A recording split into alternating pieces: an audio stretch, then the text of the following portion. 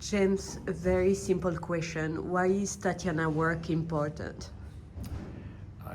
I can think of few, if any, living artists whose imagination is so big and whose sense of experimentation and technical brilliance finds such an incredible range of forms.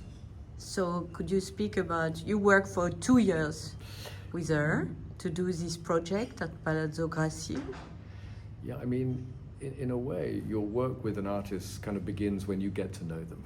Mm-hmm. So I had several years of getting to know her work and getting to understand the many different ways in which she works. So there was a kind of ground, and when she invited me to join the Palazzo Grassi team and Caroline Bourgeois, I think we already knew there was the potential there to make a much bigger and more layered exhibition than anything that she'd had the chance to do before.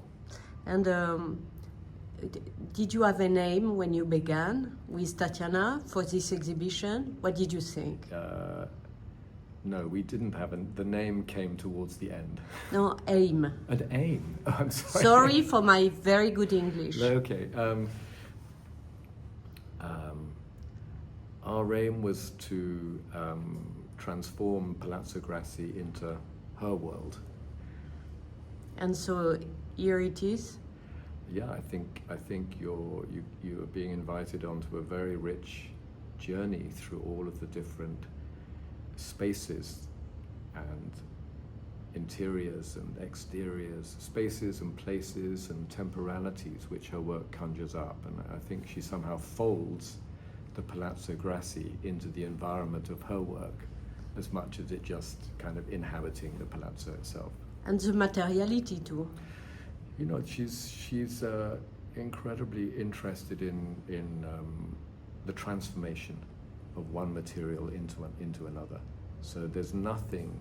I mean, there must be thousands of different elements in this exhibition. In fact, I know there are thousands. But every single element, whether it's a cigarette or a flower or whatever, they're all transformed from the original state into another state through a process of casting or carving or pouring or bleaching. So there are all these processes that go into transforming the materials into the forms of her work. And so as an example, could you speak about the process of the drawings?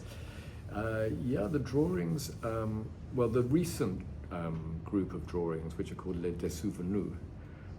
Les what? Les dessouvenus. I think it's a Breton word for unremembering. So it's a bit like when the memory.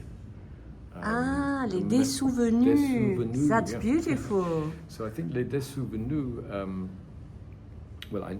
they started in 2018, inspired by this or named after this word. But so if you think of dissolving memories, so she begins the process of these often big drawings by dissolving the colors on large sheets of paper by pouring bleach onto them.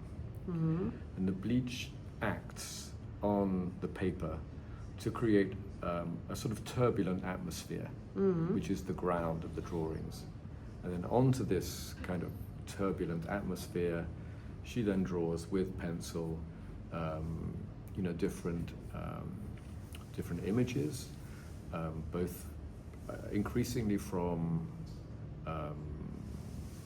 a world where you can sense ecological collapse, but then combined sometimes with interior spaces, very characteristically. So you move back and forth between interior and exterior, outside and inside. And the most recent drawings have taken a very interesting turn because they're becoming increasingly abstract, as if like the scale of the ecological event or the impending catastrophe is beginning to overwhelm our capacity to describe it. And there's a dimension of magic in the drawings, I think, and not only. Don't you think? Supernatural.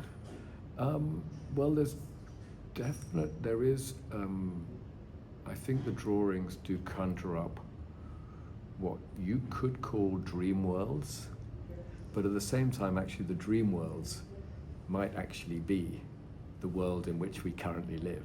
You know, so again, you sort of move between observation and Dreams. imagination.